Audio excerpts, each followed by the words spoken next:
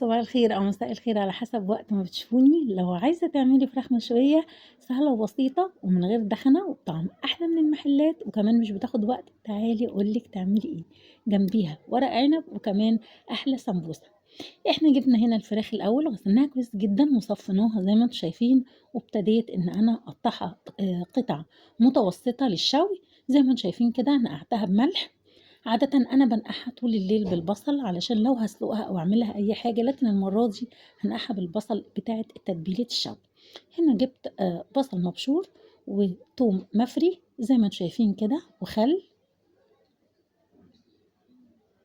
وزيت. أنا باعمل مقدار الفرخة الواحدة، لكن أنا كنت عاملة فرختين فبازود الكمية. هنا حطيت معلقة ملح زي ما انتم شايفين كده مليانة، ومعلقة كركم ومعلقة كاري وفلفل أسمر ومعلقة جنزبيل ومعلقة شطة وبصل بودر وتوم بودر وعصرة ليمون تكون محترمة كده شوية، والكمية بتاعتها بتبقى كتير شوية هي والخل، ومعلقتين 3 صلصة. ما تنسوش بهارات الفراخ والسبع بهارات. الحقيقة أنا كنت بتبلها من بالليل فما كانش عندي زبادي فاستبدلته باللبن، وتاني يوم جبت كوباية الزبادي وابتديت أحطها فيها. حتى لو ما عندكيش الزبادي خلاص مفيش مشاكل، اللبن لو موجود خلاص. طبعًا أنا دعكتها كويس جدًا من برّه ومن جوّه علشان التتبيلة تتوغّل في اللحم، يبقى كلّه كده طِعم واخد طعم التتبيلة من برّه ومن جوّه. وهاجيبها زي ما هي كده، أنا الأول هانقعها طول الليل، و لو طبعًا ما فيش وقت يبقى 3، 4 ساعات، وهاجيبها زي ما هي كده هاحطها على النار تستوي. أول ما تغلي هاوطّي عليها.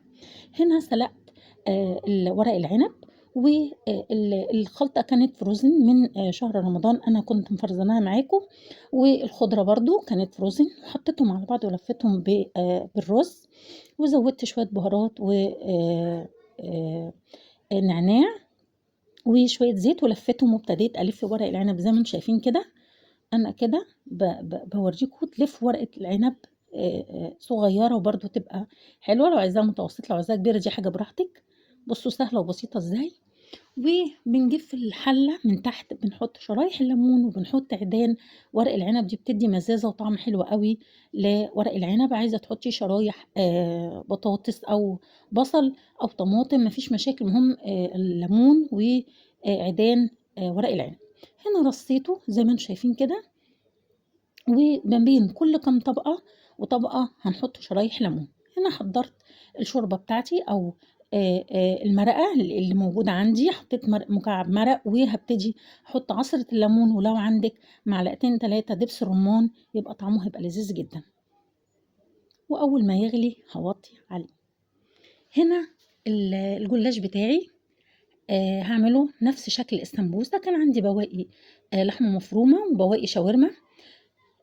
أنا زوّدتها، زوّدت للحمة المفرومة جزر مبشور، زوّد الكمية جدًا بيدّي طعم لذيذ جدًا، و فلفل رومي على فلفل حامي، والفلفل الرومي طبعًا أكتر، وما سوّيتش الخضار أوي يعني مع اللحمة المفرومة، خلّيته برضه باين بيدّي طعم حلو. هنا زي ما أنتم شايفين كده لفّيت ورقة الجلاش إزاي، قطّعتها الأول زي ما أنتم شايفين طولية كده، ودهنتها سمنة وابتدي أدهنها. كان عندي بواقي اللحمة المفرومة وشاورما. لو عندِك ميكس جبن، لو عندِك جبنة بيضا مع بقدونس، بُصّي المتوفر عندِك ممكن تلفي بيه السمبوسة أو الجلاش. زي ما أنتم شايفين كده لفّيته بالطريقة دي، وهابتدي أبقى محضّرة الزيت الساخن جدًا علشان أقلي الجلاش أو السمبوسة بتاعتي. لو مش عايزة تحمّريها في الزيت هتبتدي تدهنيها من فوق ومن تحت وتحطيها في الفرن أو تحت الشواية. حاجات سهلة وبسيطة، وبتبقى بتشرّف برضه في العزومات، وبتبقى شكلها حلو أوي، وبصراحة بيبقى طعمها لذيذ. زي ما أنتم شايفين كده برضه دي الشاورما، ابتديت بُصّوا بالفّها إزاي، وأهم حاجة إن أنا أدهنها سمنة. برضه ما تنسوش كل ده الفراخ على النار، برضه باعِد عليكم إن الفراخ بتستوي زي ما هي في التتبيلة.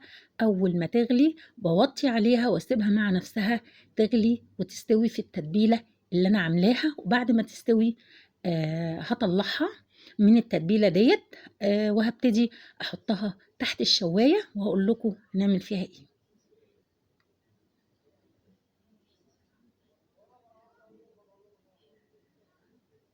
هنا بقى في الزيت الساخن، وهابتدي إن أنا أقليها كويس جدًا، وبرضه ما تنسوش ورق العنب على النار، وأول ما غلي وطّيت عليه. إن شاء الله الوصفات بتاعتي تعجبكم، ولو عجبتكم يا ريت تعملوا لايك وشير واشتراك في القناة، وما تنسوش تفعلوا الجرس. هنا جبت الفراخ وحطيتها تحت الشواية، وخليتها بصوا اللون بتاعها بتاع الشوي، جبت فحمية كبيرة وحطيتها في وسط الفراخ، وحطيت عليها معلقة زيت أو معلقة سمنة، عملت دخنة وخدت طعم الشوي بالظبط. بصوا زي ما انتم شايفين كده السمبوسة أو الجلاش حاجة كده آخر طعمة. وادي الفراخ زي ما انتم شايفين مشوية وريحتها جنان. ورق العنب طبعا استوى. بصوا بقى طعمها خطير زي ما انتم شايفين.